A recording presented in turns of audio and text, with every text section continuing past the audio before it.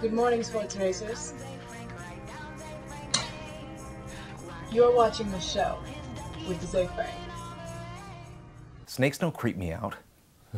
Something from the forum. Hey, Freights, boxers or briefs? Oh, that's good stuff.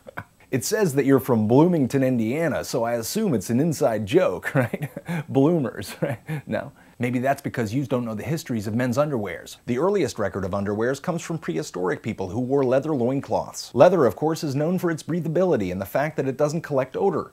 Egyptians punted on the leather, opting instead for a cloth wrap that they wore under skirts. Pharaohs were even buried with extra pairs to protect their afterlife nanas. In ancient Greece, slaves wore loincloths, but the Greeks didn't. Lacking lower arms, the Greeks had found this tradition quite cumbersome. The Romans briefly brought the loincloth back, but by the Middle Ages, we'd all forgotten how to bathe. Baggy linens were used to seal and contain, like one would with a fine cheese. Then the Renaissance came. With the birth of perspective, penises were now in 3 dimensions and posed additional challenges. Cross-dressing was all the rage, and men often wore tight hose with a large opening at the crotchomus vertex. Yes, that is the correct term. As the doublet outer garment became shorter, this became awkward at limbo competitions. The codpiece solved that problem, but like all things related to the fish, size exaggeration became the norm. By the time of Henry VIII, codpieces had spun out of control, heavily padded and often doubling as pockets. Teenagers around the world pay homage to this tradition by occasionally stuffing their weed down there. Henry's youngest daughter, Elizabeth I, never got married and became sick of looking at a bunch of equipment she couldn't use, so underwear became boring again. By the 1800s, Americans were wearing long underwear made out of wool. This was the cause of the Civil War. The birth of the modern boxer short is attributed to John L. Sullivan, who in the 1880s was a boxer. The modern boxer short pictured here has 4 key components. The back of the boxer short is referred to as the scorecard. The scorecard acts as a blank canvas onto which is projected a record of one's bathroom hygiene. Next, the boxer short is equipped with a very straightforward version of what is called the portal. The portal acts as a gateway between the outside world and your special forest.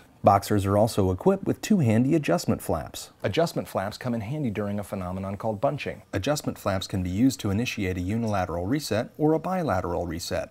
Side view shown for training purposes only. Finally, each pair of boxers comes equipped with an elastic erection containment strap. If you don't know what an erection is, to the best of my knowledge, it was invented in 1980 as a joint venture between Lonnie Anderson and Valerie Bertinelli. Oh, and I think Joe from Facts of Life. And Ricky Schroeder? Oh no, that was something else. A more advanced underwear known as the brief is pictured here. Not for beginners, notice the lack of adjustment straps. Bunching is dealt with using a variety of advanced techniques. It's advised that wearers first master boxer adjustment to avoid injury.